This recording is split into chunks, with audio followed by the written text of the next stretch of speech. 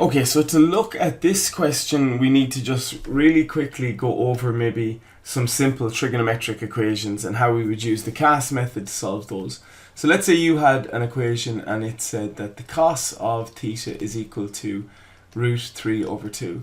Now, if you're doing a triangle question and you get cos theta is equal to root 3 over 2, we just say that theta is equal to the cos inverse of root 3 over 2, and we get a single answer, and then that's the question done. But in a real world functions question, we know that there's actually infinite answers to this. There's infinite angles that will give you root 3 over 2. Like if we find one of them, let's just do shift cos root 3 over 2, and I get an angle of 30 degrees. Well, I know that if I add 360 to 30 degrees, 390, and let's add 360 to that, we get 750. And all of those, the cos of 30, the cos of 390, the cos of 750, the answer to all of those is root 3 over 2. So there's infinite answers to these things. We're normally required to find a couple of answers in, let's say, a real-world trigonometric functions question, or in a trigonometric equation like this one here. So how do we go and do that?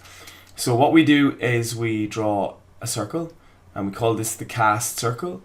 And in the cast circle we have 0 degrees, we have 90 degrees, we have 180 degrees, 270, and then we're back at 360 degrees again. In the first quadrant here, all of the ratios are positive. Like the cos of 40 is positive, the tan of 60 is positive, the sine of 30 is positive. Once we go into the second quadrant, only the sine ratio is positive. The sine of 150 is positive, but the cos of 150 is negative in here. When we go to the next area, we have tan is positive in here, and then the final region we have that cos is positive. So the letters tell you what ratio is positive in each of these. When we look at our angle here, we have that the cos of an angle is a positive answer. It's positive root 3 over 2. So our two solutions are in the first quadrant and the fourth quadrant down here. So that's the first thing. Our solutions between 0 and 360 are in those two quadrants. What we do then is we find the reference angle. So that means ignore the sign in the question and just do the cos inverse of root 3 over 2, which we did already, which was 30 degrees. And so we then measure 30 degrees from the horizontal, and obviously 30 degrees is a solution, and we measure 30 degrees down from 360 to get 330 degrees. And there are two solutions to this equation. And if the equation said we're looking for values of theta that are between 360 and 0, well, we found the only two solutions between 0 and 360. If this question said the cos of 2 theta is equal to root 3 over 2, we do the question exactly the same way. We would get values of 2 theta of 30 degrees and 330 degrees, and then theta we divide by 2, we get 15, and we get 165 degrees. But because we've a double angle, if we went and added 360 to each of these numbers, so 30 plus 360 is 390, and 330 plus 360 is 690. Those two answers are outside of our domain, 0 to 360 degrees, but by the time you divide them by 2, they'll be within it. So values for 2 theta would be 30, 330, 390, and 690, and then when we divide by 2, we get 195 degrees, and what do we have here? 345. And so if you were to put 15, 165, 195, and 345 in for theta, they would be multiplied by 2 to give you these above angles, and all of these above angles would give you the number root 3 over 2. Okay, what about a minus angle? And we'll come on to this one in a second, but just setting it up as to the difference when we might have answers of 0 and 1. So let's do the tan of an angle is equal to, and we'll have a minus ratio, minus 1 over root 3. So again, this is a trigonometric equation. We draw our circle and we put in A, C, T, S. tan is negative in this case. This is a negative ratio, and tan is negative in this region and in this region. Tan is positive in the region that has an A and in the region that has a T. So next thing we're going to do is we're going to find our reference angle. Our reference angle is just the tan inverse of positive 1 over root 3. We ignore the sign. And when we do shift tan 1 over root 3, we get 30 degrees. So just by accident happens to be 30 degrees, or by coincidence 30 degrees again. We measure 30 degrees from the horizontal to give us 180 minus 30 is 150 degrees, and 360 minus 30 is 330 degrees. But what if we have the cos of an angle is equal to 0, or the sine of an angle is equal to 0, or the cos of an angle is equal to -1? What happens when we get the reference angles here, like the reference angle here is theta is equal to cos inverse 0, and we get cos inverse 0, let me see, shift cos 0 is equal to 90 degrees.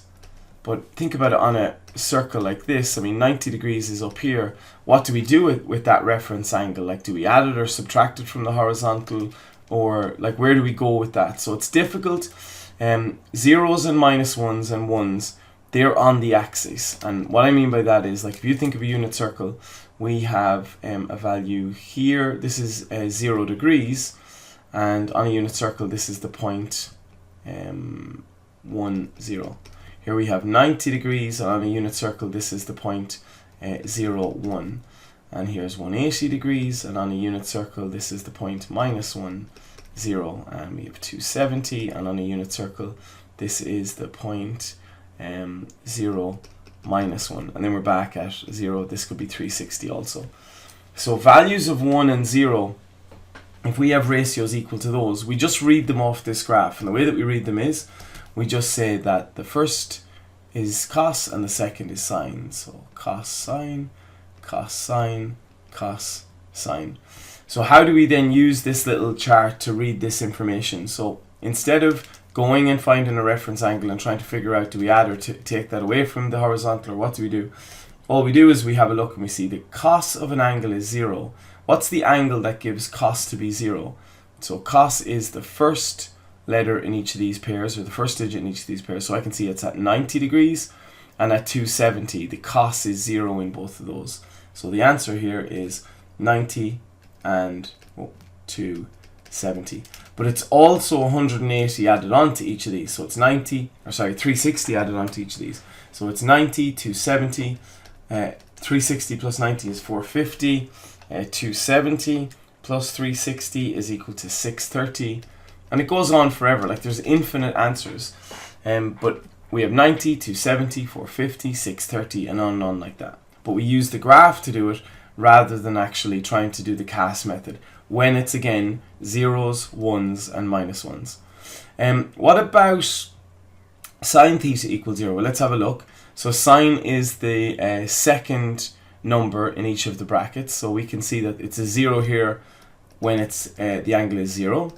And where else have we the second bracket is 0? So at 180, and also then back at 360, and now every 180 degrees. So it's going to be at 540 and 720.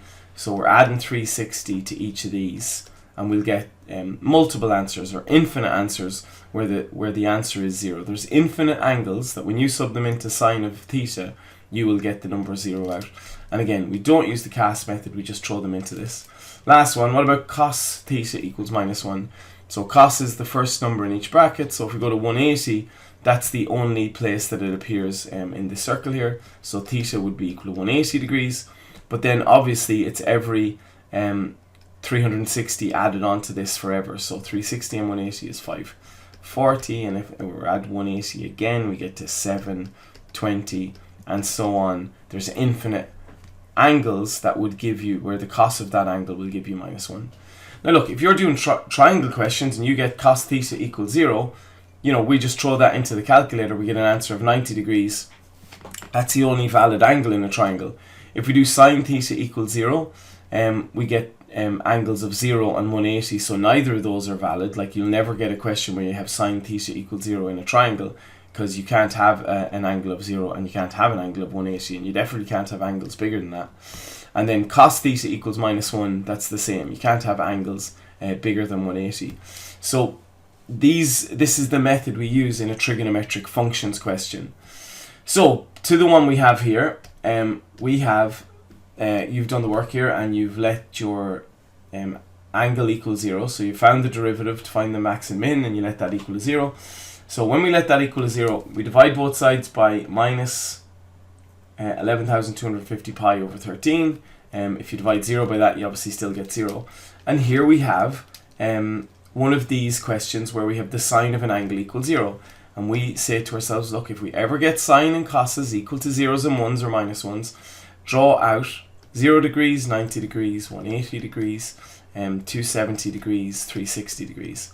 Then have that this is the point 1, 0, 0, 1, -1, 0, 0, -1, and then finally cos, sine, cos, sine, cos, sine, cos, sine. Now, just to emphasize, if you look in your formula book, you will get these values. Like, you can look up and you can see in your formula book that the cos of pi over 2 is 90. I can see that the cos of 90 is 0. Your formula book has those, so you can look in your tables, look for the zeros and see what the angles are. But we're just looking at how we can do it using this sort of unit circle. So we have the sine of an angle is equal to 0. Well, the sine of an angle is equal to 0 when the angle is either 0, so the sine of, when it's equal to 0, 180 or 360. So I'm going to say that pi over 26t could be equal to 0. Pi over 26t could be equal to 180. Now, because we're using radians, we want to write down pi. You know, 180 is pi radians. If you put in 180 here, your right hand side has degrees and your left hand side has radians. So you need it in radian measure. And then finally, you could say that pi over 26t equals 360, which is 2 pi. Now cancel the pi's and we have the t is equal to 26 by 0, which is 0. So 0 is one answer. That's a time in the first 52 weeks when the revenue is a minimum. T is equal to, again, cancel the pi's, t is equal to 26. That's a time within the first 52 weeks when it's at a minimum. And then the final one, cancel the pi's, and you get t is equal to 52. So after 52 weeks, it's at a minimum. Like, if we think about the graph of it, what we're saying is, and I don't know what the minimum is, we probably find it in the next part. Or do they ask us actually to find the minimum? They just ask when it's at a minimum. We might put it in just to see. Oh, well, we can see it on this graph I have here. So it's 15,000 seems to be the minimum in this question. I wonder, did we find it earlier? Just for me to quickly look. I'd say we did. Like, to find the max and min, all we have to do is take the function and find the range. And the range is that number added to that number. So the maximum is 60,000 when you add those, and then subtract those two numbers, and you get 15,000. So 15,000 is the minimum. So, sorry, the reason I'm emphasizing what the minimum is if you go back here, we figured out that the minimum is after 0 weeks, 26 weeks, and 52 weeks. And the way that a sine graph starts is it goes up and then down and then up and then down and then up and down forever. And we can see that at the start, I didn't do a very good job of the graph. Let's bring this back a bit further. Okay, so this is the start here. This is what our graph looks like. And here at 0, we're at a minimum. Then later on at 26 weeks, we're at a minimum. And then later on at 52 weeks, we're at a minimum. And look, there'll be infinite more minimums throughout the lifetime. They asked us just for a time within the first 52 weeks when it's at a minimum. So after 26 weeks and after 0 weeks, it's at a minimum. I hope that makes some sense. And again, just the difference between these two questions. The tan of an angle equal to 1 over root 3. That's the cast method. The cos of 2 theta is equal to root 3 over 2, or minus root 3 over 2. That's the cast method. If we have the sine of an angle is equal to 0, that's drawn out your circle 0, 90, 180, 270, 360, 1, 0, 0, 1, minus 1, 0, 0, minus 1, cos, sine, cos, sine, cos, sine, cos, sine. That works for sine theta equals 0, sine theta equals 1, cos theta equals 1 or minus 1, cos theta equals 0, and so on. If we have these kind of equations, use this method here to find the multiple solutions. Whereas if we have these kind of equations, then obviously we're going to use the CAS method. If you have a triangle question and you get tan theta equals root 3 over 1, that's not the CAS method. This is a triangle. That's just shift tan root 3 over 1 and you get whatever the angle is, 60 degrees. Okay, there's only one solution in triangle questions.